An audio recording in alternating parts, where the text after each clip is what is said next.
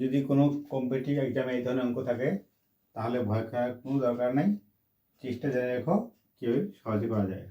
First time হিসাব করবো, এইখানে 1 1 2 3 4 5, 1 কয়টি রয়েছে? 5 বার রয়েছে। আর এখানে এটা এই সংখ্যাটা কি আছে? যদি এমন ধরনের থাকে, যে কোনো থাকতে পারে এখানে, এটা বাকি যদি সব এক এক থাকে তাহলে আমি কীভাবে করতে পারি? তাহলে আমার সংখ্যা রয়েছে কয়টি? 1 2 3 4 5টি সংখ্যা রয়েছে। আর এখানে কি আছে? 3 আছে, তলে আছে 4। তাহলে ফার্স্টে আমি কি হবো? 3 4 এটা লিখে নেব। তারপরে কয়টা 1 আছে? 1 2 3 4 5। আমি ধরলাম এখানে 1 2 3 4 5, 5টা সংখ্যা লিখবো। কয়টা 1 আছে? এই কয়টা আমি 1 লিখবো, সংখ্যা লিখবো। তাহলে আমি কি করবো? এই 3 আর 4 যোগ করলে কত হবে? 7। আমি এটা 7 লিখবো। 4 আর 7 কত হয়? 11। আমি 11 লিখবো।